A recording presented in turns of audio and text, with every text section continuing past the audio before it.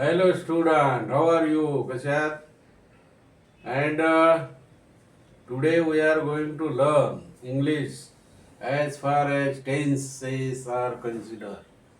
How many tenses mainly? Three. Past tense, present tense आणि future tense. Present tense, past tense आणि future tense. तुम्हाला मी सगळे verb सांगितले ते जवळजवळ 1001 वर्ब लिहायला सांगितले होते आणि त्याचे पास्ट टेन्स पण. उदाहरणार्थ थिंक थॉट आहे का नाही, throw threw, buy bought, sell sold, catch caught, shall should, will would, can could, put put put, come come came, and bring brought. त्याचप्रमाणे open open, close closed, bring brought, see saw, grow grew grown, drink drank drunk,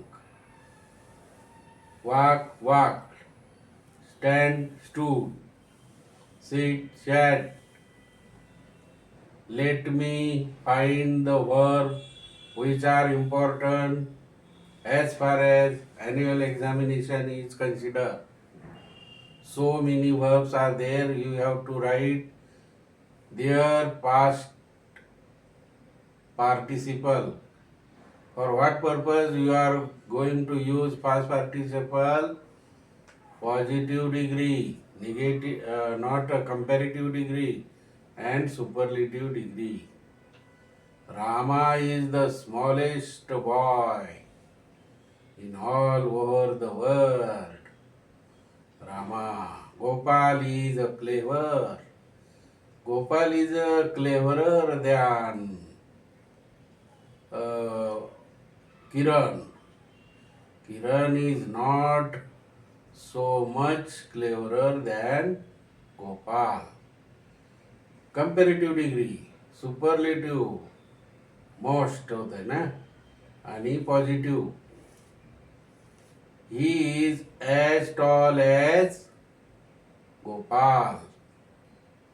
ही positive degree आहे. म्हणजे अशा डिग्र्या बनवण्यासाठी तुम्हाला त्या वर्बचा, क्रियापदाचा, past पार्टिसिपलचा उपयोग होणार आहे, होतो. आणि शिवाय तुम्हाला इंग्रजी बोलण्यासाठी सुद्धा त्याचा उपयोग होतो. म्हणजे तुम्ही समजा आता प्रेझेंट टेन्स आहे तर त्याचे 4 प्रकार आहे, उपप्रकार.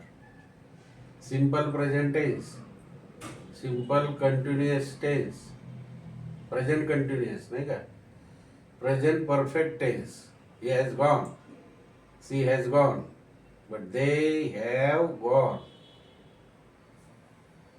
Present perfect continuous tense, he has been going to school since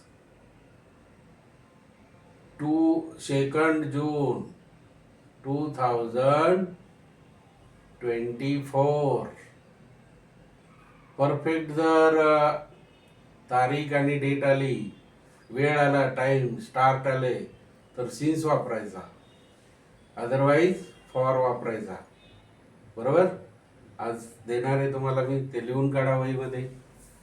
since किंवा फॉरचा उपयोग करायचा. I have been thinking about you dash dash morning. आता सकाळ, dash dash morning. I have been thinking about you dash dash morning. मग since येईल का for येईल हे तुम्हाला होमवर्क आहे मित्रांनो, परंतु उत्तर मी सांगतो, तुम्ही लिहून घ्या. पहिलं जे आहे मित्रांनो ते सिन्स मॉर्निंग येईल. काय येईल? Since morning. लिहून घ्या. I have been thinking about you since morning. मुद्दाम लिहून देत नाही, कारण हे तुम्हाला लिहायचंय पण उत्तर सांगितलंय. बरोबर. 5 मार्कासाठी. दुसरा प्रश्न आहे, they have been playing cricket टिंब टिंब 2 hours. आता तिथं परफेक्ट असं स्टार्ट दिलं नाही, 2 hours कोणते माहित नाही. They have been playing cricket टिंब टिंब 2 hours माहिती आहे का? नाही माहिती. तारीख किंवा मॉर्निंग इव्हिनिंग किंवा काय दिलं असेल तर ते सिन्स आलं असतं. परंतु आता फॉर येणार, फॉर 2 hours काय येईल, फॉर 2 hours लिहून घ्या. They have been playing cricket for 2 hours. फार महत्वाचं मित्र.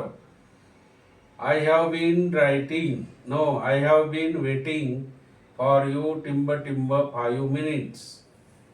For you dash dash 5 minutes. आता 5 मिनिटं कोणते काय माहिती का आपल्याला? नाही. म्हणून फॉर 5 minutes काय येईल, फॉर 5 minutes.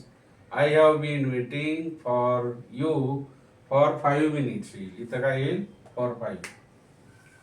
चौथं आहे बघा, she has been sick dash dash Monday.